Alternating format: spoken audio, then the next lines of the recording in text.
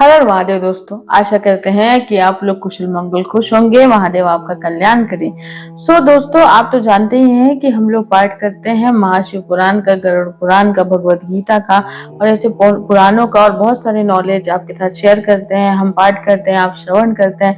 तो हम लोग अभी उसी सीरीज में हैं और अभी हम लोगों ने गरुड़ पुराण भी शुरू किया था।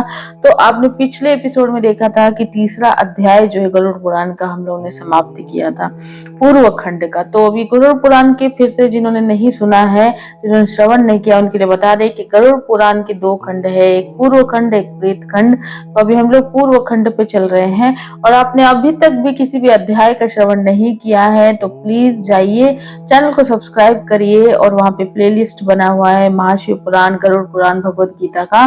वहां पर आपको ये सारे अध्याय मिल जाएंगे। पाठ नहीं कर सकते, हम समझ सकते हैं आज के जीवन में बहुत सारा टाइम नहीं रहता है और लोग बिजी रहते हैं, लेकिन आप श्रवण कर सकते हैं 10 मिनट। इसीलिए हम ये एपिसोड वाइज बनाते ताकि आप अपने कंफर्ट के हिसाब से 10 मिनट देकर आप इसका श्रवण कर सके, क्योंकि श्रवण करना बहुत जरूरी है। हम हमेशा कहते हैं कि महाशिव पुराण मोक्ष का द्वार है, भगवत गीता जीवन का सार है और गरुड़ पुराण मृत्यु और जन्म का सार है। तो वो सब कुछ आपको बताता है, समृद्धि मोक्ष सब कुछ आता है इसके श्रवण करने से और इसके पाठ करने से मृत्यु का भय निकल जाता है। तो चलिए, आप चैनल को सब्सक्राइब जरूर करिएगा और कुछ भी कहना चाहते हैं, कोई भी कमेंट देना चाहते हैं, कुछ भी पूछना चाहते हैं, किसी भी प्रकार का कंसल्टेशन लेना चाहते हैं, एस्ट्रो हो, वास्तु हो, लाइफ कोच हो, आप हमसे ले सकते हैं। हम नंबर देते हैं और डिस्क्रिप्शन में भी हमारा नंबर रहता है। तो ठीक है, चलिए शुरू करते हैं गरुड़ पुराण का लेकर नाम और शुरू करते हैं। और धीरे धीरे देखिए, आपको अगर कुछ नहीं समझ में आता है तो जरूर हमसे कमेंट पे बात कर सकते हैं और फोन पर भी डायरेक्टली बात कर सकते हैं। तो चलिए शुरू करते हैं। ओम नमो नारायण, हर हर महादेव। गरुड़ पुराण पूर्व खंड का चतुर्थ अध्याय यानी चौथा अध्याय है। रुद्र द्वारा प्रश्न किए जाने पर हरि द्वारा सृष्टि वर्णन। तो रुद्रदेव ने कहा, हे जनार्दन, आप सर्ग प्रति सर्ग, वंश मनवंतर वसानुरुच चरित्र का वर्णन करिए। श्री हरि ने कहा, हे रुद्र, मैं सृष्टि आदि का वर्णन, सृष्टि स्थिति प्रलय रूपी पाप नाशक क्रीड़ा करता हूँ, श्रवण करें। नर नारायण देव वासुदेव निर्जन परमात्मा पर ब्रह्मा ही जगत की सृष्टि स्थिति तथा संहार कृत्य को करते हैं।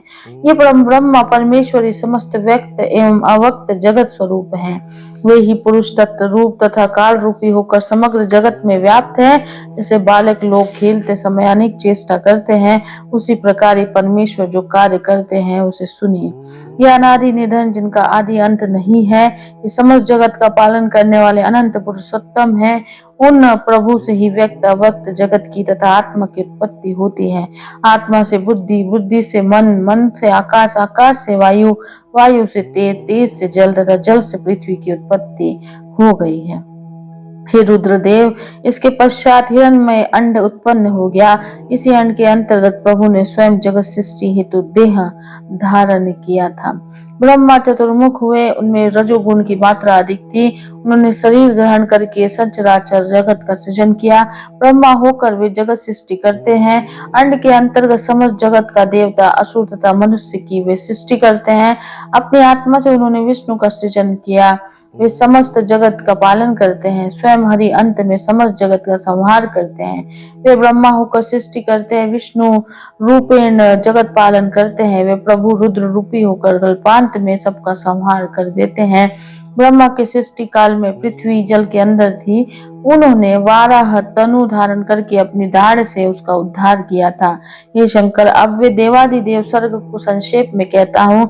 ये ब्रह्मा का महत्व सर्ग है। द्वितीय सर्ग तन मात्रा की सृष्टि रूपभूत सर्ग कहा जाता है। द्वितीय सर्ग सृष्टि इंद्रियों का है, इसे तृतीय तथा वैकारिक सृष्टि कहा गया है।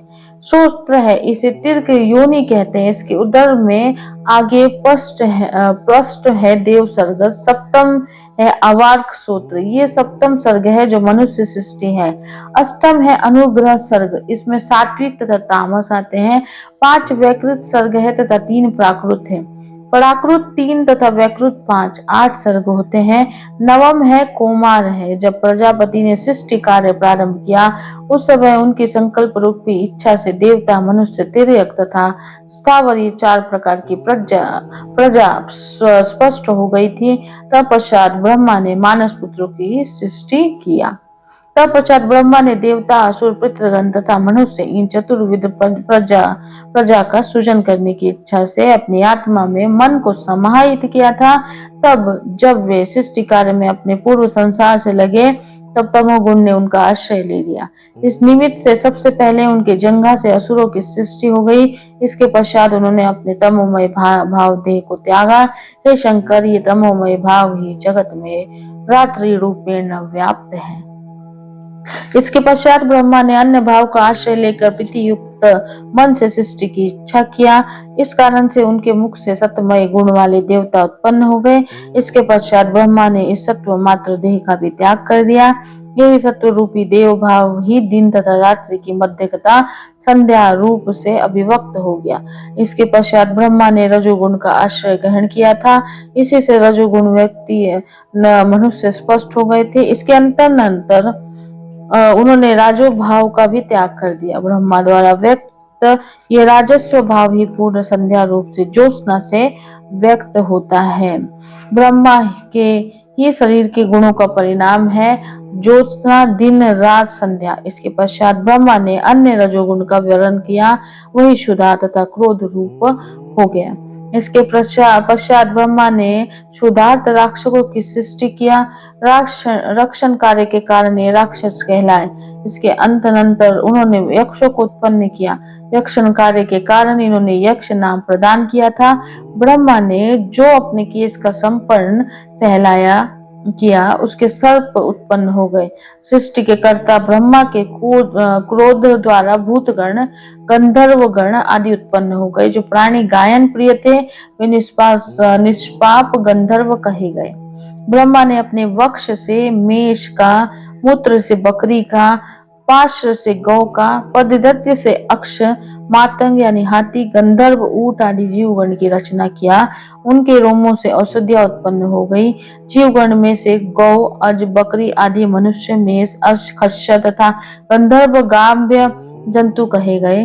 श्रापद यानी मांस भक्षी, व्याघ्र प्रभृति हिंस जंतु आरण्य जंतु है। साथ ही 2 खुर वाले हस्ती, वानर, पक्षी ये 5 है। छठे हैं कश्यप आदि जलचर प्राणी। सप्तम है सरीसृप आदि ये 7 वन्य जंतु हैं। उन सृष्टिकर्ता प्रभु के पूर्व आदि 4 मुखों से ऋगे आदि 4 वेदों की उत्पत्ति कही गई है। मुख से ब्राह्मण, भुजाओं से क्षत्रिय, दोनों ओरों से वैश्य तथा पददय से शूद्रों का जन्म हुआ। ब्राह्मणों के लिए ब्रह्मालोक, क्षत्रिय हेतु इंद्रलोक, वैश्यों हेतु वायुलोक तथा शूद्रों हेतु गंधर्वलोक की सृष्टि उन प्रभु ने किया। ब्रह्मचारी तथा ब्रह्मचर्य व्रत लोक ब्रह्मालोक में, सर्वधर्म तत्पर गृहस्थों हेतु प्रजापत्य लोक तथा सप्त ऋषि, वनवासी, तपस्वी तथा सन्यासी यतियों के लिए उनके लिए उपयुक्त लोक की सृष्टि उन प्रजापति ने किया। यहाँ इन अक्षय लोकों में ये लोग अपनी इच्छा से सदा गमन करते हैं। हर हर महादेव। फ्रेंड, ये था गरुड़ पुराण पूर्व खंड का 4था अध्याय, जिसमें देखा आपने कि महादेव के पूछने पर जब विष्णु जी बताते हैं कि सृष्टि की रचना कैसे हुई है, अब हर पुराणों में आप देखेंगे कि इसका अलग अलग विवरण दिया हुआ है। जैसे महाशिव पुराण में जब हम पढ़ते हैं तो देखते हैं कि ब्रह्मा जी को ही कार्य सौंपा गया था सृष्टि का, लेकिन फिर जो एक आदि अनंत छोर, एक ऐसी आकृति जिसका ना ही कोई आकार था, एक रोशनी थी जो महादेव सदाशिव के रूप में थी, और फिर ब्रह्मांड का रचना हुआ। इसमें भी विष्णु पुराण में भी उसी शक्ति का वर्णन किया गया है। बहुत सारे लोगों को ये लगता है कि विष्णु पुराण में अलग है, महाशिव पुराण में अलग है, सती जो भागवत देवी भागवत है उसमें अलग है। तो इसमें कोई चीज गलत नहीं है। अभी जैसे आप देखेंगे एक एग्जाम्पल अगर हम दें तो महाशिवपुराण में इस सती इस खंड में सती का सब वर्णन दिया हुआ है, लेकिन लास्ट में जब हम बोलते हैं कि सती के 51 टुकड़े विष्णु जी ने किए थे, और वो जो वर्णन है वो महाशिवपुराण में नहीं दिया है। सती खंड में सिर्फ देह त्यागने तक और विध्वंस होने तक का ही वर्णन है, लेकिन देवी भागवत कालिका पुराण ये चीजों में देवी का सत्पन्न के लिए वहां पर पूरा वर्णन दिया हुआ है। तो ये अलग अलग वर्णन है, लेकिन है एक ही जड़, है एक ही चीज। ब्रह्मा विष्णु महेश ये सब कुछ उस शक्ति के, उस एनर्जी के ही पार्ट है, जिसे हम सदा शिव के नाम से जानते हैं। और वो उन्होंने ही सबकी सृष्टि की, उन्होंने ही सबकी उत्पत्ति की, और इसीलिए ब्रह्मा जी को भी कार्य सौंपा गया ब्रह्मांड की अलग अलग चीजों को बनाने का। अब ब्रह्मांड तो बन गया, लेकिन इंसान भी चाहिए, जानवर भी चाहिए, सब कुछ चाहिए। तो इन सब का जो क्रिएशन है वो ब्रह्मा जी ने किया। तो ये सब कुछ एक ही है, इसे अलग नहीं समझ सकते। ये एक ही एनर्जी, और एक ही एनर्जी में से सब, जैसे एक इंसान बहुत सारे काम नहीं कर सकता तो वो 4 लोगों को हायर करता है, वैसे ही यहाँ पर होता है। भले ही पुराणों में और ऐसे हम लोग अलग समझे, लेकिन इसका आशय जो है, इसका कंक्लूजन जो एक ही है, और सब में यही बताया गया है। तो ये था चौथा अध्याय, जिसमें बहुत ही सुंदर वर्णन किया है कि किस प्रकार से जीव की उत्पत्ति हुई और किस प्रकार से उत्पत्ति किया गया। अगले एपिसोड में हम 5वां अध्याय देखेंगे। अब ये जो गरुड़ पुराण है, ये सिर्फ प्रेत खंड नहीं, ये पूर्व खंड से शुरू है, तो इसीलिए आपको ये सब कुछ जानने को मिलेगा, ये सब नॉलेज मिलेगा कि कैसे क्या। और वैसे भी गरुड़ पुराण आपने सुना होगा तो प्रेत खंड के लिए ज्यादा मशहूर है कि मृत्यु के बाद क्या होता है, मृत्यु कैसे होती है, मृत्यु के बाद आत्मा का क्या होता है, उसकी जर्नी क्या होती है। लेकिन उसका फाउंडेशन जानने के लिए हमें शुरुआत से सब चीजें जाननी है, और इसीलिए हम ये पहले पूर्व खंड से शुरू कर रहे हैं। तो आई होप कि आपको ये जरूर पसंद आया होगा ये अध्याय। तो आप जरूर इसका श्रवण करिएगा, और कुछ भी कहना चाहते हैं, कुछ भी, कोई भी कंसल्टेशन आपको लेनी है, एस्ट्रो हो, वास्तु हो, कोई भी जानकारी, कुछ भी सवाल है, आपकी कुंडली को एनालाइज करना है, चार्ट के एनालाइज करना है, या फिर कथा वाचन करवाना है हमसे, या फिर आपको पूजा करवानी है, रुद्राभिषेक जैसी कोई भी पूजा, आप किसी भी प्रकार का हमसे गाइडेंस ले सकते हैं।